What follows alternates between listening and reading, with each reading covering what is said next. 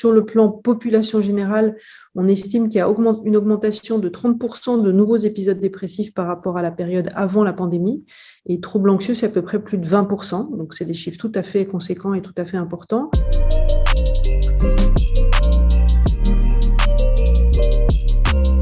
L'impact de cette pandémie sur la santé mentale est tout à fait majeur et important. Il a été longtemps ignoré, mais maintenant on ne peut plus contester parce qu'il y a un nombre d'études internationales qui toutes montrent la même chose. C'est-à-dire qu'il y a un impact d'une part sur la population générale, avec une augmentation importante des troubles de l'humeur, des troubles anxieux, qui est due au contexte qui est forcément très anxiogène et très dépressogène.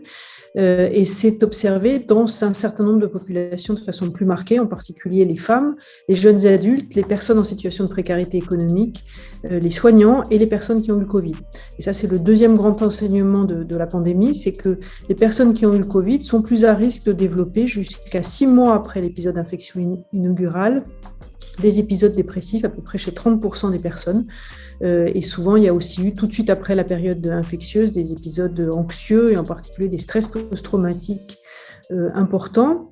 Et le troisième élément qui est observé dans ce qu'on appelle, et ce qui fait partie du Covid long, c'est aussi des difficultés cognitives. Donc, ces différents éléments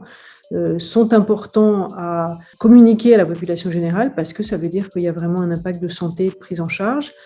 Et le troisième enseignement, c'est celui qui est le lien entre Covid et personnes atteintes de maladies mentales, dont on sait aujourd'hui qu'ils sont plus à risque d'attraper le Covid, qui sont plus à risque, 2 fois plus à risque de faire des formes graves et de mortalité. Les solutions, elles sont extrêmement importantes à évoquer et à discuter. La première, c'est l'information, parce que c'est extrêmement important de pouvoir communiquer et informer la population générale sur premièrement, le fait qu'aller mal dans une période de pandémie, dans une période aussi difficile que celle qu'on traverse, c'est pas du tout anormal et il faut pas en avoir honte et il faut pas se sentir coupable. Donc, la première solution, c'est communiquer, informer et dire à quel point c'est important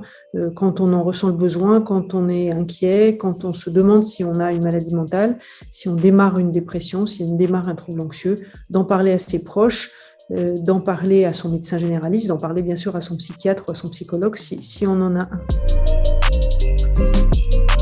On sait aujourd'hui à quel point c'est pas très facile de se diriger, de s'organiser dans le circuit, le parcours de soins qui existe en France. Et pour ça, il y a eu toute une série d'innovations technologiques qui ont été déployées dès le début de la pandémie, qui sont d'une part les téléconsultations et d'autre part toute une série de plateformes web qui permettent de s'auto-évaluer, parce que quelquefois les gens ne savent pas comment savoir s'ils sont malades ou pas malades, qui permet aussi d'avoir accès à des solutions d'auto-aide qui quelquefois peuvent considérablement aider, et puis d'être mis en consultation, mis en lien directement avec des spécialistes de santé mentale, en particulier des psychologues spécialisés qui permettent la prise en charge rapide et efficace de troubles anxieux et troubles dépressifs. Par exemple, nous, on a créé à la Fondation Fondamentale la plateforme Écoute étudiants Île-de-France qui a été co-construite avec la région Île-de-France et qui permet aux étudiants qui sont en difficulté sur le plan de leur santé mentale d'avoir des outils d'auto-aide, d'avoir accès très simplement et gratuitement à des psychologues spécialisés dans la prise en charge des troubles dépressifs et des troubles anxieux.